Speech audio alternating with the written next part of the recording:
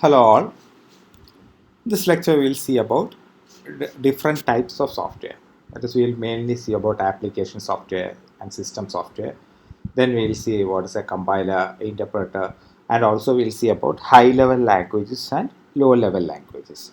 So this is the outline of this lecture: software and different types, and application software, system software, compilers, interpreters, high-level and low-level languages. So first of all, we'll see what is a software. So we have been using all the softwares all through, all in our mobiles or whether it is in your system and all. We are using different kinds of software. You play with games. You used to type documents. All these are considered as softwares. Then you will be using Linux or Mac OS. All these things are also considered softwares. So it is actually an interface. So people cannot directly interact with the system, the hardware. So there should be something to do all these activities. So that is given by the software. So software is a set of programs, or it can be a program which is designed to perform a well-defined function. So it's a well-defined function. In order to solve a well-defined function, we write a program, or it can be a set of programs. So we'll see what is a program. So a program, it is a sequence of instructions written to solve a particular problem. So if you want to solve a particular program, you will be writing a set of instructions. It will be given to the computer. So it will solve based on those set of instructions. It will solve that particular program.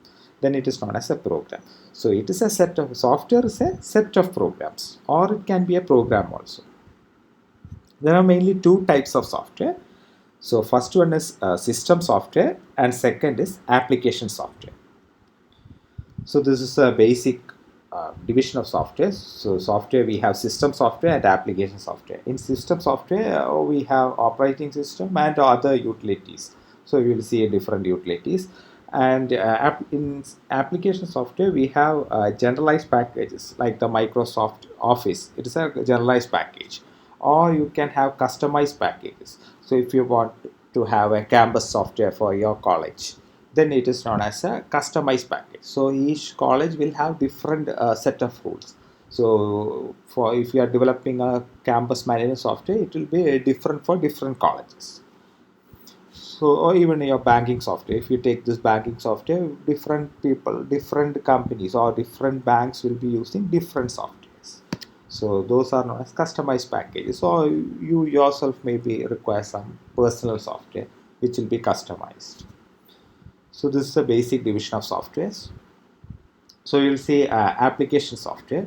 So it is actually designed to satisfy a particular need of a particular environment. So if we have some need, in order to solve that, for example, if you are mobile in your mobile, you require some thing to message some people, or you want to call some people. So what you have to do, you have to write a software in order to message and call a person. So it is designed to satisfy a particular need of a particular environment. So it will be used for any specific purpose. It will be for any some specific purpose. It may consist of a single program like the Microsoft's Notepad. You might have used this Notepad software. So it is a single program. It is just to edit and save some text files, or it may consist of a collection of programs, that is a software package which work together to accomplish a task. So all this Microsoft the Office package, it is a collection of programs, it is a software package. You have Microsoft PowerPoint, Word, Excel, like that. There are different programs inside them.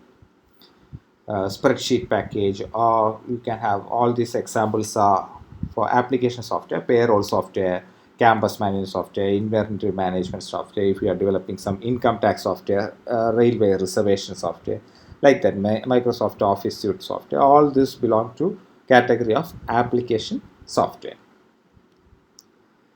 So we'll see the features of application software. One is it is close to the user. So it is made for the user, and it has all the features which is understandable to the user. So we should develop a software such that it is usable for a user. So and it is easy to design an application software when compared to system software. it is more interactive. So we know we have used all these softwares, and it is much more interactive than the system software kind of thing. Then it is slow in speed when compared to system programs. Then it is generally written in a high level language. It's usually we use some programming language to write this application software, and it is easy to understand that software, and it is easy to manipulate and use that software.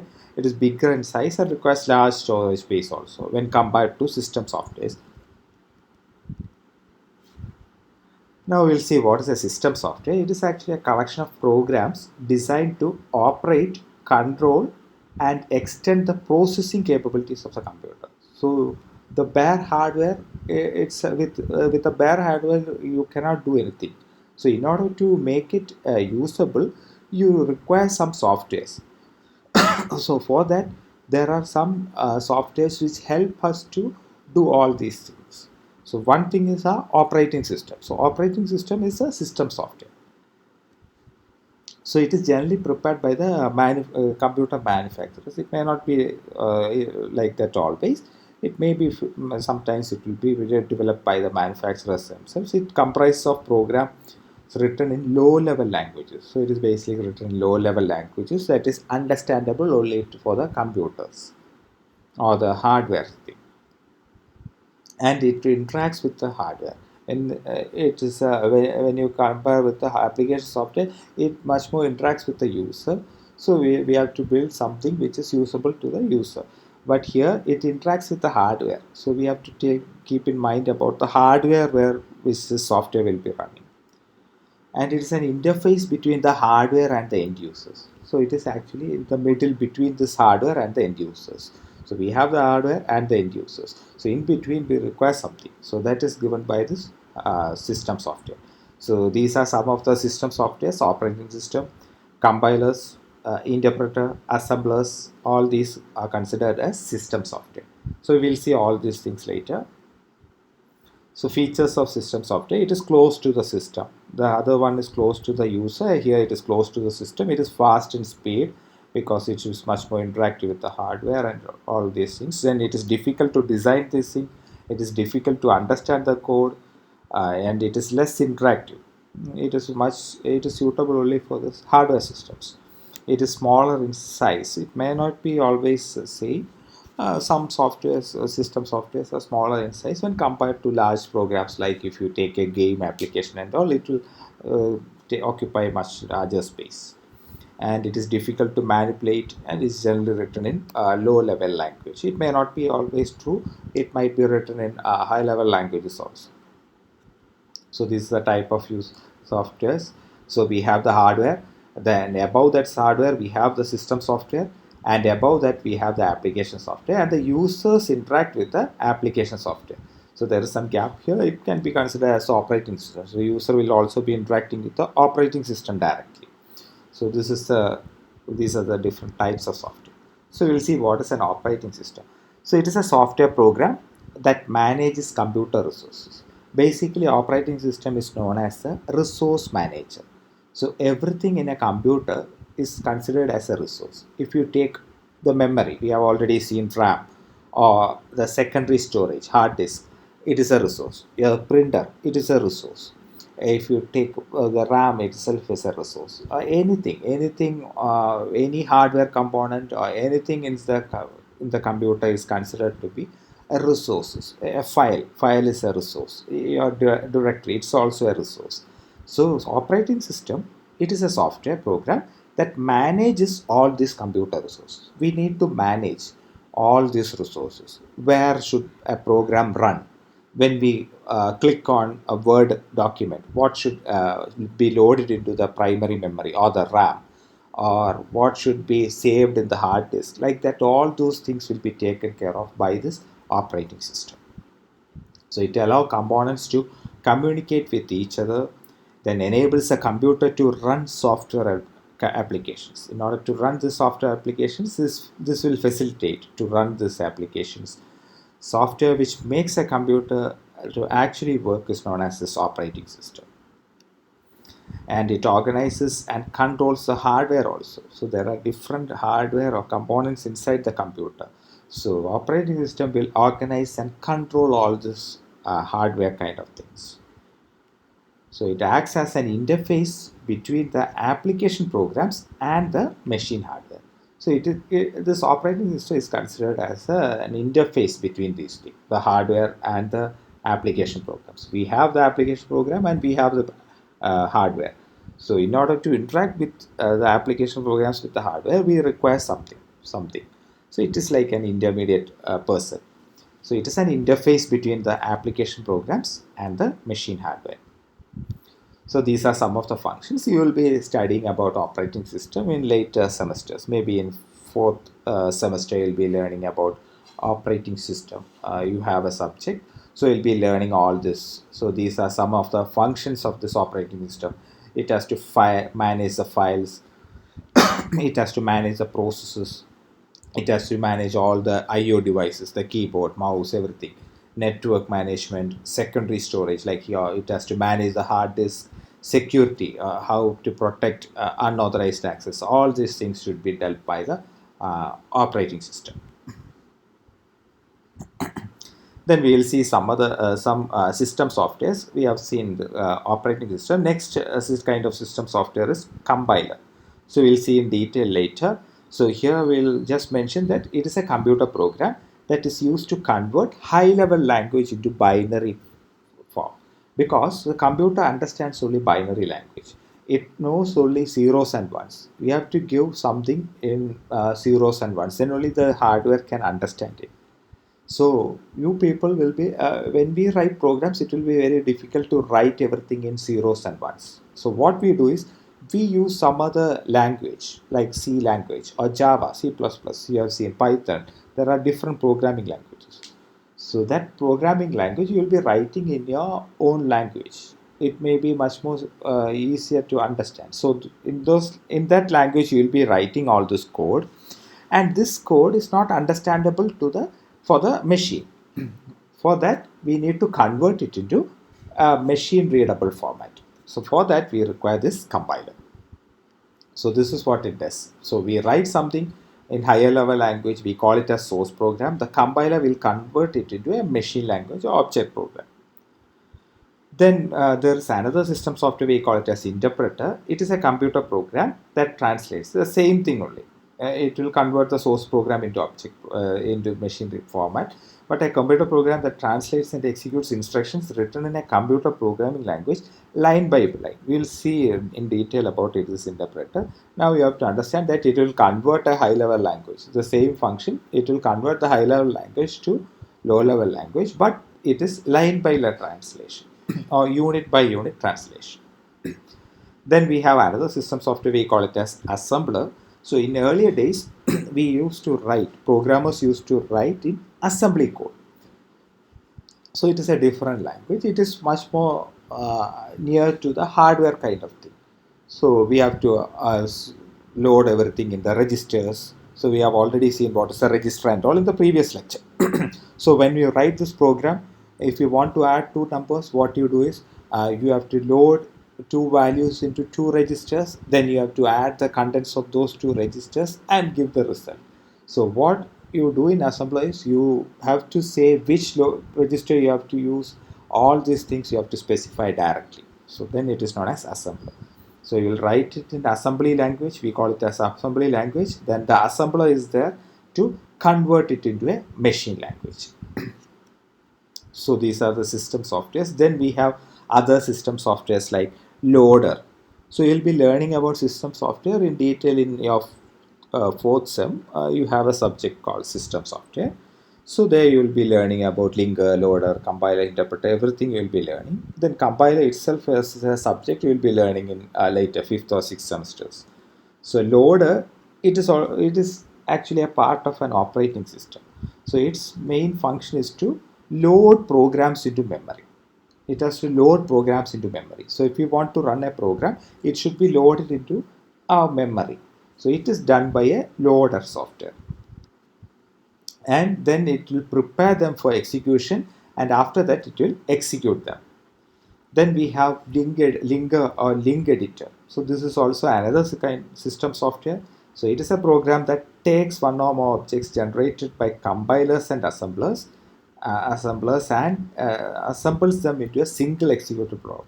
So what it does is, linker what it does is, if there are more than one objects, we need to combine all these things. We have to link different modules. So if we have one file and another file, we need to link these files when we run this program. So those kind of linking operations will be done by linkers. You need to know the definition only now. Later semesters you will be learning more about how this thing is happens, and all these things will be studied later. Then this is just for your knowledge. What is this open source software? You will be hearing about this open source software always. So computer software whose source code is available under a particular license. So it is not all free like kind of thing. We will call it as free software and all, but it is not free actually. It is a software whose source code is available. That is, you can use that software. You can change the contents of that software if you want under a particular license, but it will be have a license, and this license permits users to use, change and improve the software and redistribute it in modified or unmodified. So this is the open software. So if you say a particular software is open, that means the source code is available, and based on a particular license you will be permitted to change it. You can use it, you can change it, you can improve the functionalities or redistribute it in the modified or unmodified form. So it is developed. It is usually developed in a public collaborative manner. Usually, open source softwares are developed in collaborative manner. Many people will be working in different locations, and they will be adding all these things, and together they will be working on to develop a particular software. So Linux, Apache, all these open source softwares. Then there is another proprietary software. It is non-free software. You know all those Microsoft packages are proprietary softwares. So it is software with restrictions on using, copying, and modifying as enforced by the proprietor. So the developer or the proprietor organization will fix some restrictions to use that software. You can use only it is a single user software, so only one user can use that software, or up to 5 license it will be they will specify. Also only 5 users can use that software. Like that, they will be specifying some restrictions. Those kind of softwares are known as proprietary software. So this restrictions is achieved by either legal or technical means, and sometimes by both these means. So Microsoft Office, CAD, all this come under proprietary software. The next another important term is high level language. So we'll be studying about high level languages. So it is actually, high level language is a programming language. It is some language that is used to program something. So it enables a programmer to write programs that are more or less independent of a particular type of computer. So it is actually a programming language which enables a programmer to write programs. So if I want to write a program, if I want to write some program to do some messaging in your laptop, then I have to write some program. So in order to write that program, there should be some language. So that kind of language is known as high level language. So it is closer to human languages and further from machine languages. So it has a strong abstraction from the details of the computer. That is, all the hidden details, all the details of the hardware will be hidden to the user. So if I am a programmer, I need not understand the detail of the hardware on which the software is to be run. Only some basic functionalities need to be known. So if you are using high level language, it is independent. It is more it is considered as independent from the hardware.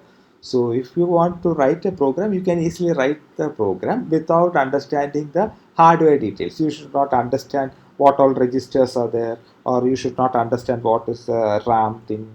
All these things need not be we need not worry at all, because operating system does all those things. So we have to write some programs. So for that we have this high level language, and it is easier to read, write and maintain. C, Fortran, Pascal, all these are considered as high level languages. Then there is another category of languages, we call them low level languages. It is closer to hardware than high level languages. It is much more closer to the hardware. So you have to understand the hardware also. Then only you can program in high level language. So machine language and assembly language are two types of low level languages. And it is very difficult to understand a code in this assembly code and machine language. So we'll see machine language first. So it is the only language that is directly understood by the computer. So this is the only language which is understood by the computer. So it consists of zeros and ones. So it consists of binary data, binary information, zeros and ones. So it will be considered like 100, 1000, 111, like that. There will be bits of data that will be given. So that is the only language which is understood by the computer, and it does not needs any translator program. So we need not need any translator, because we are writing our code in ones and zeros. So it is directly understood by the computer.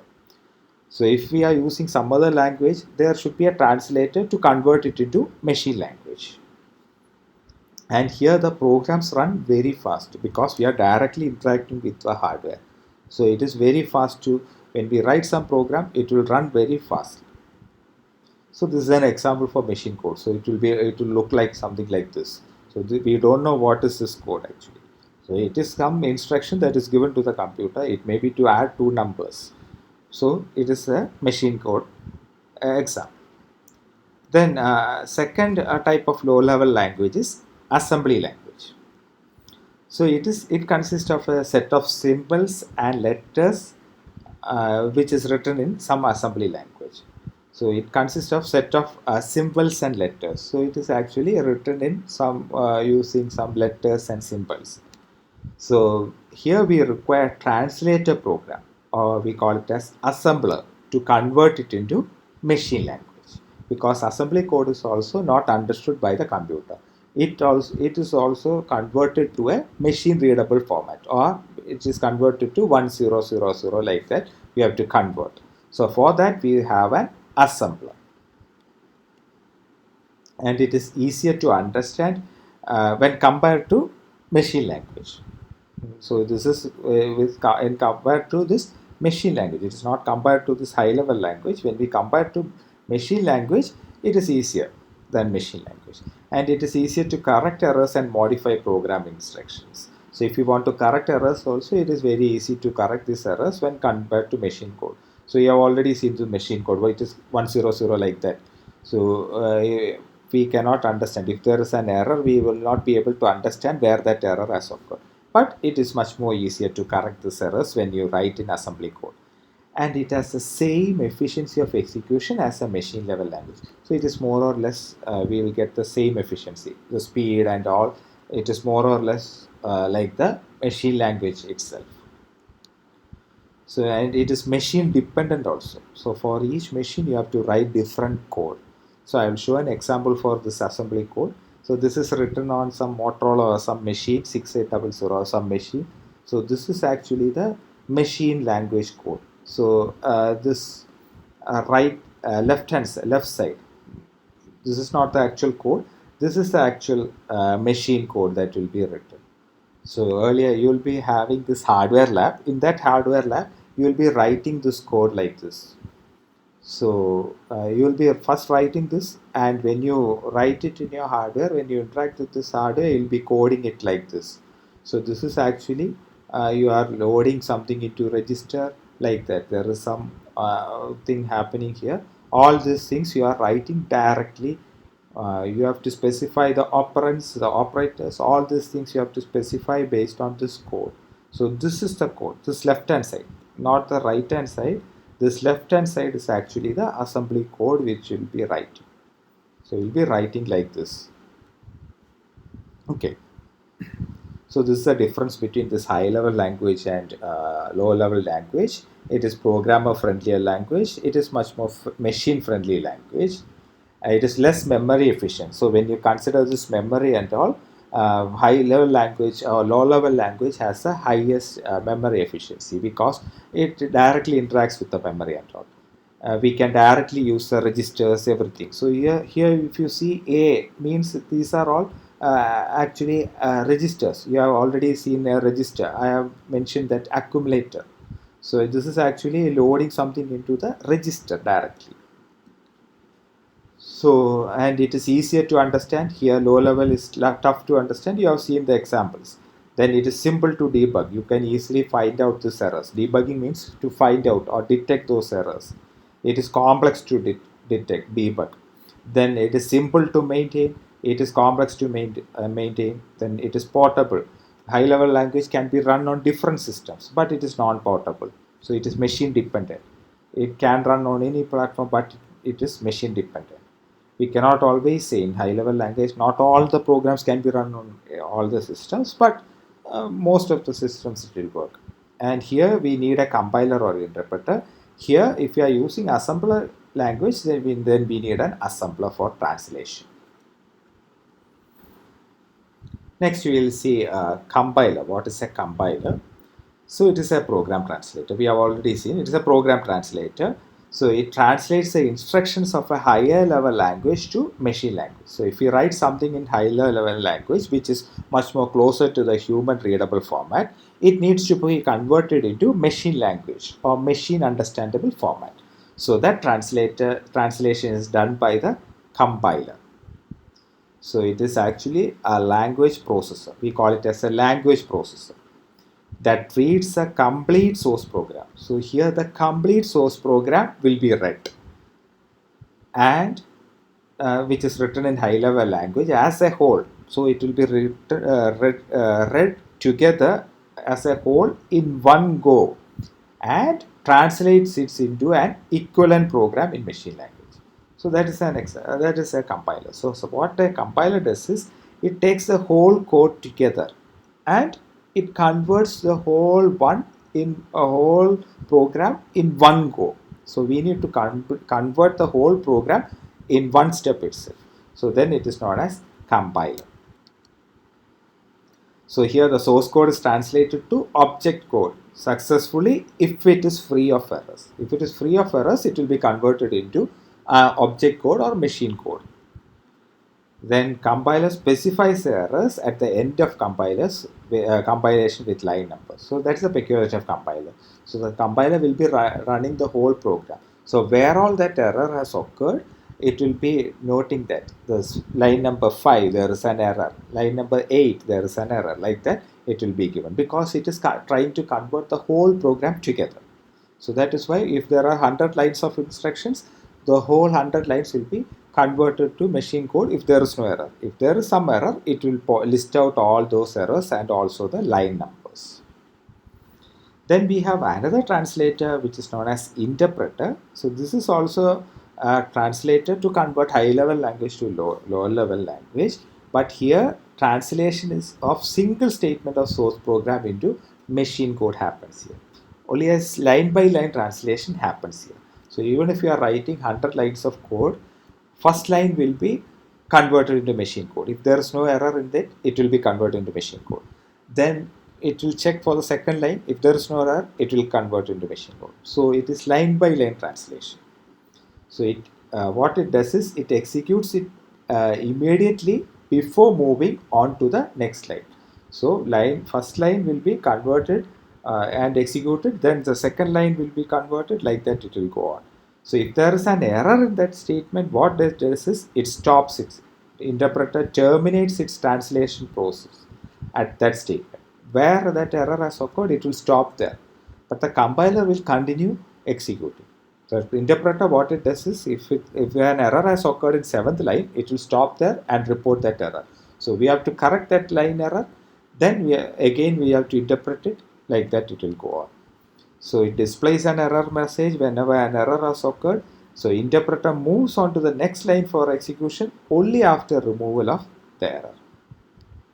So it directly executes instruction written in a programming or scripting language without previously converting them to object code or machine code.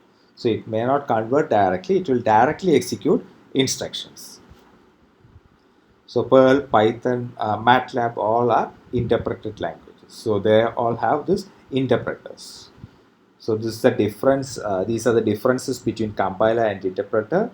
So in compiler, it converts the entire source code. So it converts the entire source code into machine executable code. Here runs the source program line by line, translating each line as it comes to it. Here, compiler large amount of time to analyze the entire source code is required. Here, it takes less amount of time to analyze the source code. And in compiler, overall execution time of the program is comparatively faster. But here, overall execution time of the program is slower because here compiler will be converting the whole program together. Here, only line by line execution happens. And debugging is comparatively hard. Here debugging is easier because whenever an error occurs, it will stop there. So we know this line has some problem. Then here it generates intermediate object code. There's no intermediate object code. It may directly execute that program. So C, C++, Java are all compilers, and interpreters. We have Python, Perl are interpreted languages. So these are all high level languages. So that's all about this. These are the references. Thank you.